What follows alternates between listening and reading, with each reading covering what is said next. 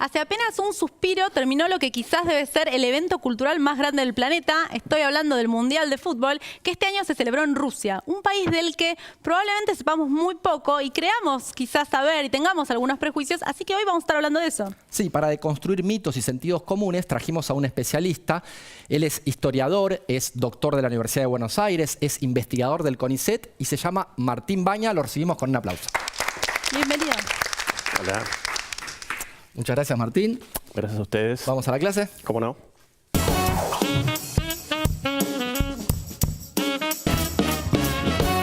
Martín, a mí la imagen que recuerdo, o la primera imagen que recuerdo de Rusia es cuando yo veía a Rocky y era chico y el ruso era el malo, que no tenía ética.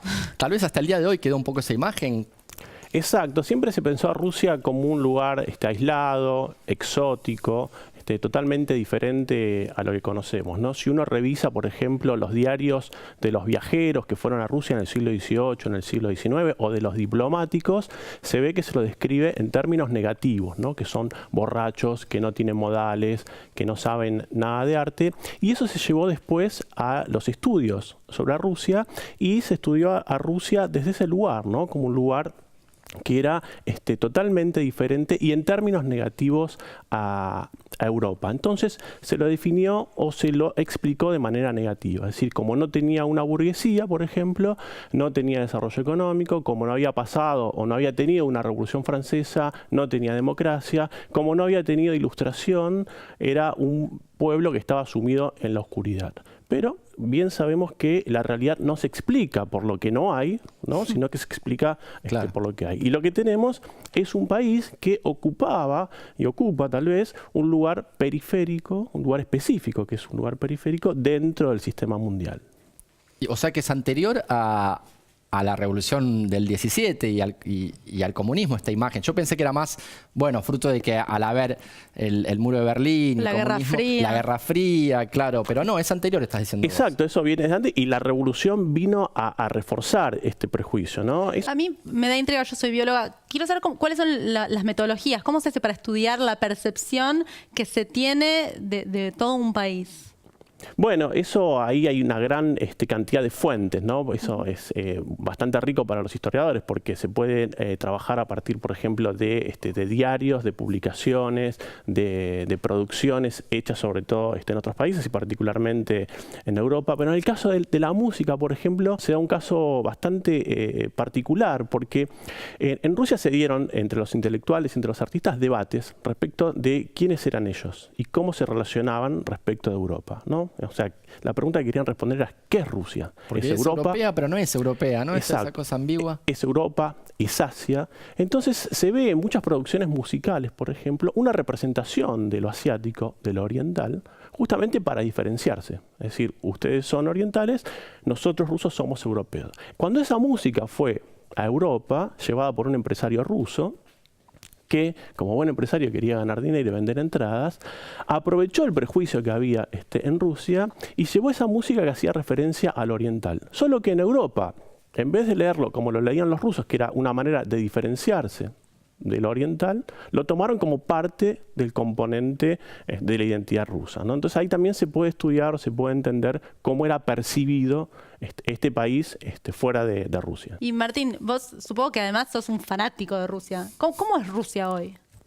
Bueno, es un país que ha tenido un cimbronazo bastante fuerte en 1991, porque en 1991 se disuelve la Unión Soviética, que había existido por más de 70 años, y ahora, después de todavía 20 años, tienen que resolver la cuestión de la identidad, ¿no? Entre otras cosas, ¿no? En primer lugar, tuvieron que resolver una serie de cuestiones vinculadas a lo social y a lo económico que sucedió en la década de los 90, con privatizaciones, desempleo, inflación y demás. Eso se empezó a arreglar a partir del año 2000, pero ha quedado la cuestión de la identidad, ¿no? Y de cómo articular un presente capitalista. Hoy Rusia está integrado al sistema mundial capitalista de una manera muy intensa, pero con un pasado comunista, ¿no? ¿Qué hacer con ese pasado? ¿Qué hacer con esos 70 años de historia que no se pueden tirar a la basura, ¿no? O no se puede borrar de las mentes de las personas lo que había sido su país, ¿no? Entonces ahí hay una disputa y un poco la solución, por lo menos desde el lado del gobierno, ha sido la de rescatar ciertos logros de ese pasado soviético, ¿no? Como por ejemplo la industrialización, o la derrota del nazismo, ¿no? Eso, digamos, la memoria colectiva juega un lugar muy importante, y dejar de lado otros eventos que no son tan bien vistos como, por ejemplo, la propia revolución.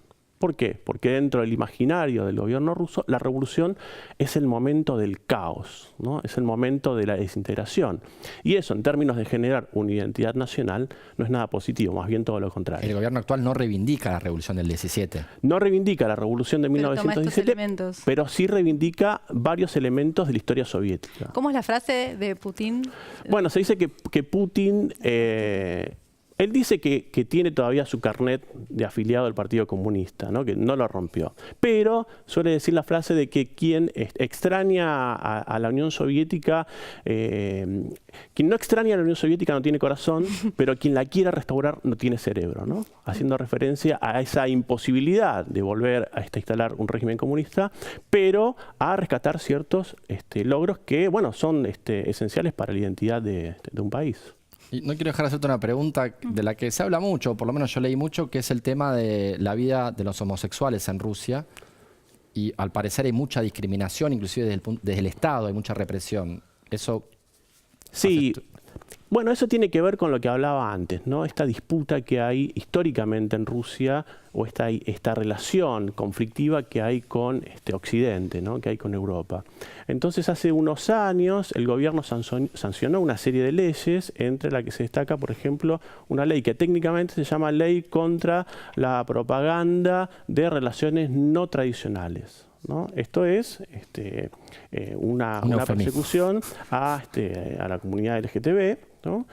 Y en ese sentido, bueno, las condiciones de vida de los homosexuales son bastante difíciles, ¿no? Pero el gobierno la enmarca dentro de este conflicto porque entiende que la homosexualidad, como otro tipo de cuestiones, están vinculadas a una influencia perniciosa de Occidente, ¿no? Occidente trae todos estos males a Rusia y Rusia se plantea como una defensora de los valores conservadores y tradicionales. Te hago otra pregunta. Tengo un amigo ruso que me dice amigo hace un tiempo ya. Todos tenemos un amigo. Todos tenemos un amigo ruso. Y él me decía, para tratar de que yo entienda lo que significó en los años 90 en Rusia, después del 91, como dijiste vos, me decía, ¿viste la Argentina del 2001 que hubo un año entero que fue caos, caos, caos, un año entero? Él me decía, bueno, imagínate esos 10 años seguidos. Durante 10 años un caos enorme. ¿Era su impresión? ¿A vos te parece correcta la descripción que me hizo, digamos? Sí, claramente. Fue desde 1991 hasta el año 2000. Fue una situación bastante caótica y trágica. Por eso también muchos rusos en la actualidad desconfían del capitalismo, ¿no? Porque lo asocian precisamente a esos años, ¿no? De rápida privatización. Imagínense un país donde prácticamente todo era accesible, la educación, la salud, digamos, de acceso público. Eso se privatiza de un día para otro. Además se privatiza a precios irrisorios, ¿no? Prácticamente regalados. Hay inflación, hay desempleo, hay empobrecimiento de la vida, ¿no? Y eso, fue un día prácticamente para el otro, ¿no? Entonces, sí, fue percibido y todavía hoy sigue siendo percibido como una década bastante nefasta dentro de la historia rusa. ¿Y qué nos recomendarías si tuviéramos la posibilidad de visitar el país o de la literatura o la música? ¿Qué cosas nos permitirían tener una sensación auténtica de lo que es Rusia hoy? Bueno, tendríamos que hacer otro programa por la gran cantidad de... ¿Estuviste en Rusia, Martín? Sí, estuve en Rusia, sí.